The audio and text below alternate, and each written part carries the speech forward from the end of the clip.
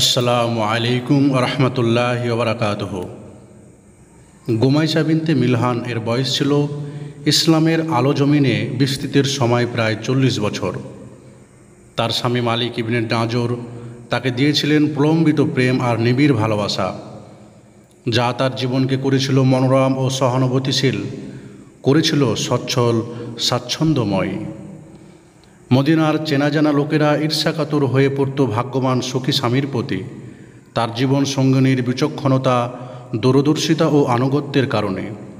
একদিন মক্কানগরীর দায় আল্লাহর পথে আহ্বানকারী মুসাব ইবনে উমাইয়া রাদিয়াল্লাহু আনহুর হাত ধরে হেদায়েতে মুহাম্মাদিয়ার প্রথম কিরণ পৌঁছে গেল মদিনায়। সেই কিরণেই ছোঁয়া পেয়ে গুমাইশার অন্তর উন্মুক্ত হলো, যেমন পুষ্পদানের ফুল কলিরা পুষ্পটিত হয় প্রভাত রশ্মির ছোঁয়ায়। তিনি বিলম্ব করলেন না একটুও, ধীরতার সঙ্গে নিজের ইসলাম গ্রহণের ঘোষণা দিলেন, যে সময় মদিনার সমাজে মুসলিমদের হাতে গণনা করা যেত। এরপর চিরবিশ্বস্ত স্ত্রী প্রাণাধিক প্রিয় স্বামীকে দাওয়াত দিলেন তার সঙ্গে ঐশী ঝর্ণা থেকে স্বচ্ছ নির্মল সুমিষ্ট পানি পান করে পরিতৃপ্ত হতে, এবং ইমানের যে সৌভাগ্য তিনি অর্জন করেছেন তা দ্বারা ভাগ্যকে সুপ্রসন্ন করতে। কিন্তু মালিক ইবনে নাজর এর অন্তর এই নতুন দিনের ব্যাপারে আশ্বস্ত হয়নি। এ দিন তার ভালো লাগেনি। উল্টা তিনি সহধর্মিণীকে আহ্বান জানালেন ইসলাম ছেড়ে বাপদাদার ধর্মে ফিরে আসতে। স্বামী স্ত্রী দুজনে আপন আপন অবস্থানে অনড় থাকলেন। মানুষের কাছে আগুনে নিক্ষিপ্ত হওয়াটা যেমন গুমাইশা রাদিয়াল্লাহু আনহার নিকট ঈমান গ্রহণের পর পুনরায় কুফরিতে প্রত্যাবর্তন তেমনই কঠিন বিষয় ছিল। মালিক ইবনে নাজর করত গোরামি, বলতো পূর্বপুরুষের ধর্ম, বাপ দাদা ধর্ম, এটা আমি ছাড়তে পারবো না, তার চেয়ে বরং তুমি ফিরে আসো। গুমাইশা রাদিয়াল্লাহু আনহা যুক্তিতর্কে ছিলেন শক্তিশালী।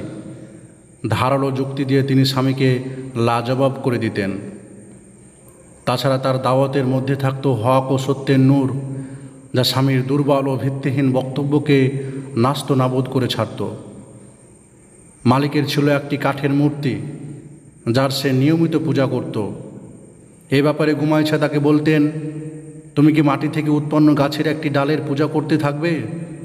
যে মাটিকে তুমি দুপা দিয়ে মারাও, যে মাটিতে তুমি হাগুমুতো করো, তুমি আল্লাহকে বাদ দিয়ে পূজা করবে একটি তক্তা, যাকে করাত ও রেদা দ্বারা সম্মান করেছে মদিনার বাজারের কোনো এক হাবসি ছুতর? স্ত্রীর এরূপ যুক্তিপূর্ণ আক্রমণে টিকতে না পেরে স্বামী মদিনা ছেড়ে পালালো। দিশাহারা হয়ে ঘুরে ফিরে শামে বা সিরিয়ায় গিয়ে পৌঁছল। সেখানে গিয়ে বেশি দিন বাঁচেনি। শীঘ্রই শিরকের বিশ্বাস নিয়েই প্রাণত্যাগ করল সে। মদিনায় গুমাইশার বৈধব্যের সংবাদ ছড়িয়ে পড়ল। বহু পুরুষ তাকে বিবাহের স্বপ্নে মনে মনে পুষতে থাকল। ধর্মীয় ভিন্নতার কারণে প্রত্যাঘাত হওয়ার আশঙ্কায় তারা কেউ ইচ্ছার প্রকাশ ঘটাতে সাহস করল না। তবে জায়েদ ইবনে সাহাল, ডাকনা আবু তালহা, তার আশা জাগল যে তারা দুজনেই নাজ্জার গোত্রীয়। এই এতটুকু সম্পর্কের খাতিরে তিনি হয়তো সম্মত হবেন। আবু তালহা গেল গুমাইশার গৃহে, তার ডাকনাম ধরে ডেকে এই বলে প্রস্তাব দিল, হে উম্মে সুলাইম, আমি তো তোমার কাছে বড় আশা করে প্রস্তাব নিয়ে এসেছি, তুমি আমাকে ফিরিয়ে দিও না। তিনি বললেন, আবু তালহা, আল্লাহর কসম, তুমি এমন মানুষ নও যাকে ফিরিয়ে দেওয়া যায়।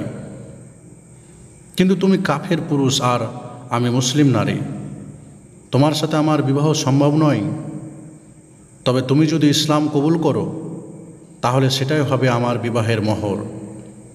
তোমার কাছে তোমার ইসলাম ছাড়া আর কোনো মোহরানা আমি চাইব না। তিনি জবাব দিলেন, বিষয়টি নিয়ে আমাকে একটু ভাবতে দাও। এই বলে বিদায় নিলেন। পরের দিন ফেরত এসে বললেন, আমি সাক্ষ্য দিচ্ছি যে মহান আল্লাহ ছাড়া আর কোনো মাবুদ নাই, তিনি এক এবং তার কোনো শরিক নাই। আমি আরও সাক্ষ্য দিচ্ছি যে মুহাম্মদ সাল্লাল্লাহু আলাইহি ওয়াসাল্লাম আল্লাহর বান্দা ও রাসূল। গুমাইশা বললেন, এরপরে তুমি যখন ইসলাম কবুল করে নিলে আর কোনো আপত্তি নেই আমার। আমি এখন সম্পূর্ণ রাজি তোমার বিয়ের প্রস্তাবে।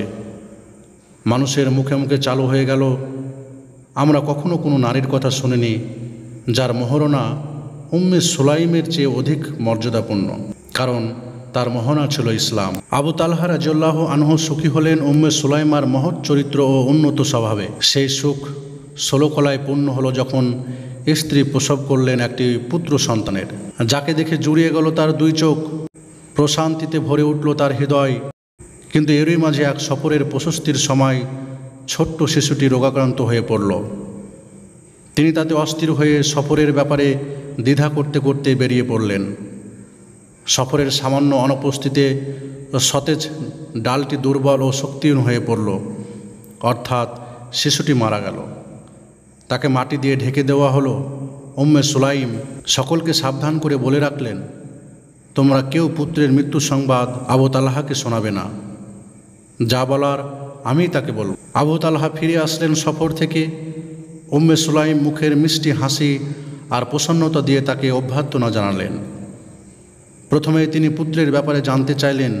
বললেন, যেমনটি তুমি দেখেছিলে তেমন নয়। এখন সে অনেক আরামে। তাকে রাতের খাবার খাওয়ালেন, উষ্ণ অন্তরঙ্গতা দিয়ে তাকে সুখ ও তৃপ্তি দান করলেন। যখন তিনি বুঝলেন যে স্বামী পরিতৃপ্ত ও প্রশান্ত, তখন বললেন, হে আবু তালহা, একটু চিন্তা করে বলো, তাহলে গ্রহীতার কি উচিত ফেরত দিতে আপত্তি করা? মোটেই উচিত নয়, আবু তালহা বলল। আল্লাহ যে সন্তান তোমাকে দান করেছিলেন তা তিনি ফেরত নিয়েছেন। আপত্তি না করে সবর করলে এই সন্তানের জন্য তিনি তোমাকে উত্তম বিনিময় দান করবেন। আবু তালহা তখন আল্লাহর ফয়সালাকে সন্তোষ ও সমর্পণের সঙ্গে মেনে নিলেন। সকাল হলে চলে গেলেন রাসূলুল্লাহ সাল্লাল্লাহু আলাইহি সাল্লামের কাছে। তাকে শোনালেন উম্মে সুলাইমের সব কথা। ঘটনার বিশদ বিবরণ শুনে তিনি দুজনের জন্য দোয়া করলেন যেন আল্লাহ তাআলা তাদেরকে হারানো সন্তানের চেয়ে উত্তম সন্তান দান করেন এবং তাদের দুজনের জীবনের মধ্যে বরকত দান করেন। আল্লাহ তাআলা রাসূলের দোয়া কবুল করলেন। উম্মে সুলাইমের পেটে সন্তান আসলো। গর্ভের মেয়াদ পূর্ণ হলো। সে সময় তিনিও এক সফর থেকে প্রিয় নবী ও স্বামীর সঙ্গে মদিনায় ফিরছিলেন। যখন মদিনার কাছাকাছি পৌঁছলেন, শুরু হলো প্রসব বেদনা। আবু তালহা থেমে গেলেন স্ত্রীর সঙ্গে। নবীজি রাত ঘনিয়ে আসার পূর্বেই মদিনায় পৌঁছার উদ্দেশ্যে চলতে থাকলেন। আবু তালহা আকাশের দিকে তাকিয়ে বললেন, হে পরওয়ারদিগার, তুমি তো জানো তোমার প্রিয় রসুলের সঙ্গে বের হওয়া এবং তার সঙ্গেই ফেরা আমার কতটা পছন্দনীয়। এই মুহূর্তে আমি কেন সেটা করতে পারছি না? কি আমার বাধা তা তো তুমি দেখছো। এই কথা শুনে উম্মে সুলাইম বললেন, হে আবু তালহা, পূর্বে প্রসবের পূর্বক্ষণে যে ব্যথা হয়েছে এখনও সেরূপ কোনো ব্যথা অনুভব করছি না। হয়তো এখনও দেরি আছে। সুতরাং আমাকে নিয়ে চলো। রাসূলুল্লাহ সাল্লাল্লাহু আলাইহি সাল্লামের সোহবত থেকে পিছে পড়ে থেকো না। তারা চলতে শুরু করলেন। মদিনায় পৌঁছার পর প্রসব করলেন এক পুত্র সন্তানের। তিনি আশেপাশের সকলকে বললেন, সর্বপ্রথম তাকে রসুলের কাছে নিতে হবে, তার পূর্বে ওকে এক ফোঁটা দুধও খাওয়ানো হবে না। প্রভাতী শিশুটির বড় ভাই আনাস ইবনে মালিক রাদিয়াল্লাহু আনহু কোলে করে নিয়ে গেলেন রসুলের নিকট। তিনি দেখে বললেন, সম্ভবত উম্মে সুলাইম সন্তান প্রসব করেছে। আনাস জবাব দিলেন, হ্যাঁ ইয়া রাসূলুল্লাহ। শিশুটিকে তার কোলে তুলে নিলেন। তিনি মদিনার একটি আজওয়া খেজুর চিবিয়ে নরম করে শিশুটির মুখে দিলেন। শিশু বাচ্চা জিহ্বা নেড়ে ঠোঁট চেটে চেটে খেল। প্রিয় নবীজি পবিত্র হাতে তার মুখে আদর মেখে দিলেন। তার নাম রাখলেন আব্দুল্লাহ। পরবর্তীকালে এই আব্দুল্লাহর ওরসে জন্ম নিয়েছিল ইসলামের 10 জন শ্রেষ্ঠ আলেম সন্তান। উম্মে সুলাইম প্রিয় নবীকে এত গভীর ভালোবাসতেন যা মিশে গিয়েছিল তার অস্থি মজ্জায়, পৌঁছে গিয়েছিল হৃদয়ের গভীর প্রকোষ্ঠে। প্রিয় নবীজির প্রতি তার তীব্র ভালোবাসার কথা বর্ণনা করেছেন খোদ তার পুত্র আনাস ইবনে মালিক রাদিয়াল্লাহু আনহু। তিনি বলেন, একদা প্রচণ্ড গ্রীষ্মের দিনে রাসূলুল্লাহ সাল্লাল্লাহু আলাইহি সাল্লাম আমাদের বাড়িতে ঘুমিয়েছিলেন। কপাল মোবারক থেকে ঘাম ঝরছিল দেখে আমার মা একটি শিশি নিয়ে আসলেন এবং ওই শিশিতে তার মোবারক ঘাম ভরতে লাগলেন। প্রিয় নবীজির ঘুম ভেঙে গেল। তিনি বললেন, এটা কি করছো উম্মে সুলাইম? আপনার মোবারক ঘাম ধরে রাখছি, সুগন্ধির মধ্যে মেশালে সেটা পরিণত হবে সর্বোত্তম সুগন্ধিতে। রাসূলুল্লাহ সাল্লাল্লাহু আলাইহি সাল্লামের প্রতি তার প্রচণ্ড ভালোবাসার প্রমাণ রয়েছে প্রচুর। একটি প্রমাণ এখানে উল্লেখ করা হচ্ছে। সেটি এই যে তার পুত্র আনাস ইবনে মালিক এর মাথার অগ্রভাগে ছিল একগুচ্ছ চুল, যা ঝুলে থাকতো কপালে। সেটা লম্বা হয়ে গেলে তার স্বামী কেটে ফেলতে চাইলেন। তিনি তাতে বাধা দিলেন এই কারণে যে প্রিয় নবীজির সামনে আনাস যত বড় গেছে তত বড়ই তিনি আদর করে তার মাথার হাত মোবারক আর তার ঝুলন্ত কেশগুচ্ছ স্পর্শ করেছেন। উম্মে সুলাইমের উন্নত চারিত্রিক গুণাবলীর বিবরণ এতটুকুতেই সীমাবদ্ধ নয় যে তিনি ছিলেন খাঁটি ও মজবুত ইমানের অধিকারিণী, পাক্কা মুমিন একজন নারী। তীক্ষ্ণতা ও দূরদর্শিতা সম্পূর্ণ একজন বুদ্ধিমতী নারী ছিলেন। সর্বোত্তম শ্রেণীর একজন স্ত্রী, একজন আদর্শ মা। ওই সব কিছুর ঊর্ধ্বে ছিল এই যে তিনি ছিলেন আল্লাহর পথে সংগ্রামী এক অকুতভয় নারী। যুদ্ধক্ষেত্রের কত না ধুলা তার দুই শ্বাসযন্ত্রে বা নাকে ঢুকেছে। আহত মুজাহিদদের রক্ত মুছতে গিয়ে, ব্যান্ডেজ বাঁধতে গিয়ে কত বড়ই না রাঙা হয়ে উঠেছে তার দুহাতের আঙুলগুলো। কত বড়ই না আল্লাহর পথে প্রাণদানকারীদের পিপাসার্ত কণ্ঠে ঢেলে দিয়েছেন সুপিয় পানি, তুলে দিয়েছেন তাদের সামান, মেরামত করেছেন তাদের তীর আর ধনেক। ওহদ যুদ্ধে তিনি ও তার স্বামী আবু তালহা শরিক হয়েছেন রাসূলুল্লাহ সাল্লাল্লাহু আলাইহি ওয়াসাল্লামের সঙ্গে। সেখানে তিনি ও আয়েশা রাদিয়াল্লাহু আনহু পানির মশক পিঠে নিয়ে ময়দানে ছুটে বেরিয়েছেন আর আহত তৃষ্ণার্তদের সেবায় আত্মনিয়োগ করেছেন। তিনি শরিক হয়েছেন হুনাইনের যুদ্ধেও। সেদিন তিনি যোদ্ধার মতো হাতে নিয়ে ঘুরছিলেন একটি খঞ্জর। তার স্বামী আবু তালহা অবস্থা দেখে রসুলের নিকট গিয়ে বললেন, ইয়া রাসূলুল্লাহ, উম্মে সুলাইমকে দেখুন, খঞ্জর হাতে নিয়ে ঘুরছে। নবীজি তাকে জিজ্ঞাসা করলেন, এটা কি উম্মে সুলাইম? তিনি বললেন, একটি খঞ্জর।